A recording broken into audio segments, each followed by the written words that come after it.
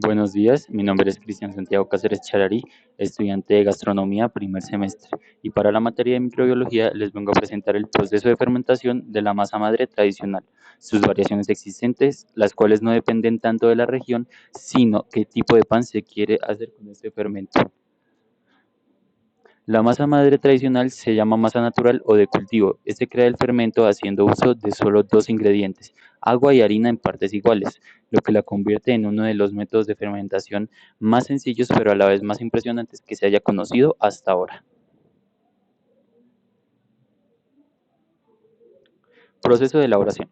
El proceso de elaboración tradicional se trata de una alimentación constante de bacterias y levaduras que viven en la harina. Estas bacterias y levaduras se alimentan de los carbohidratos existentes en la harina, los cuales al hidratarse la mezcla se descomponen en moléculas más pequeñas y simples como lo es la glucosa.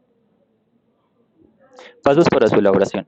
En el día 1, en un frasco de vidrio o plástico con tapa, agregamos 2 cucharadas de harina y agua al ojo. Revolvemos buscando obtener una textura tipo mousse.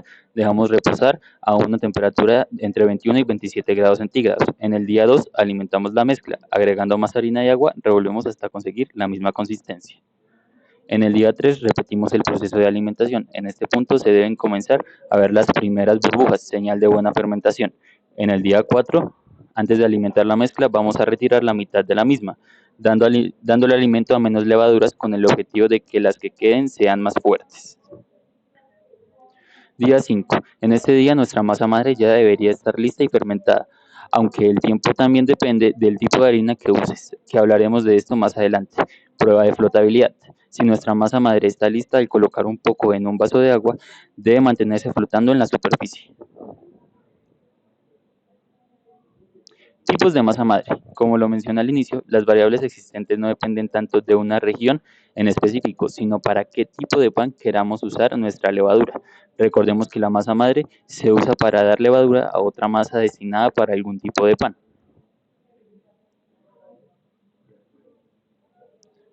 Masa madre activa. Se dice que una masa está activa cuando las levaduras fueron alimentadas recientemente.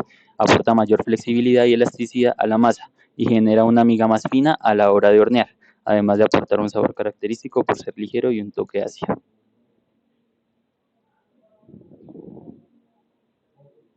Masa madre inactiva.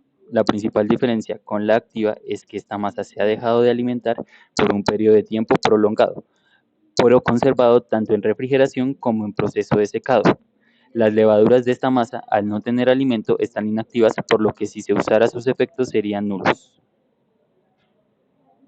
Masa de madre líquida. Esta variable, que es la más usada en la tradicional, se crea usando partes iguales de agua y harina, dando una textura espesa, pero no lo suficiente como para que se convierta en un sólido. Esta masa tiene mayor extensibilidad, o sea, se estira más y se usa para un pan suave y ligero. Masa madre dura o sólida. Se crea usando un 50% de hidratación por un 100% de harina. Nos quedará una textura parecida a la masa final, o sea, una bolita de masa fácil de manipular.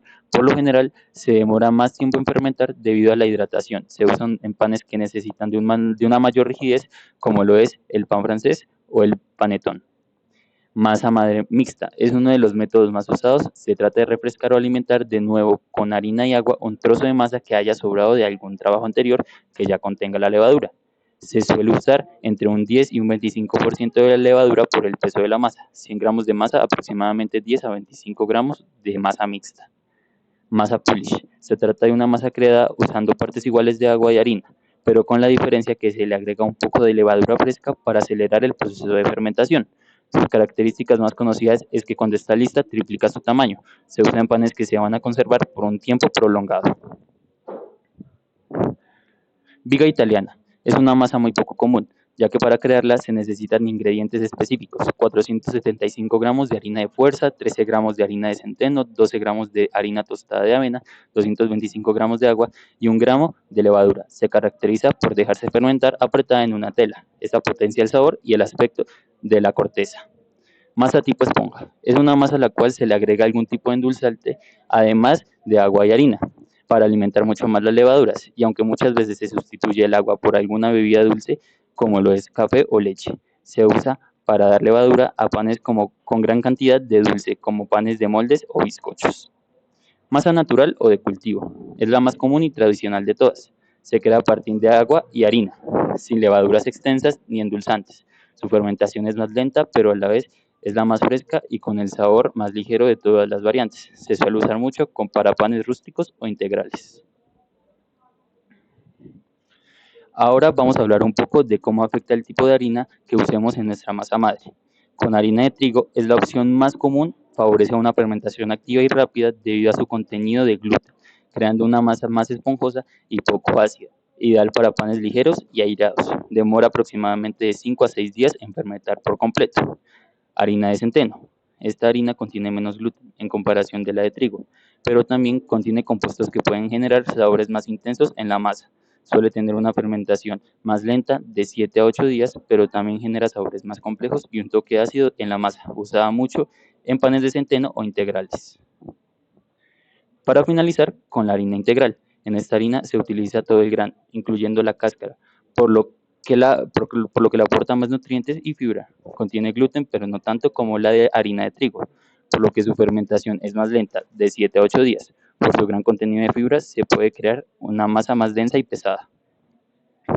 Bueno, esto ha sido todo por hoy. El mundo de la masa madre es inmenso. Podemos pasar hora hablando sobre esto, pero ahora ya sabemos por lo menos cómo se prepara tradicionalmente, qué variaciones existen, cómo afecta cada ingrediente en su resultado final y qué proceso sucede para que se pueda crear la fermentación. Muchas gracias y hasta luego.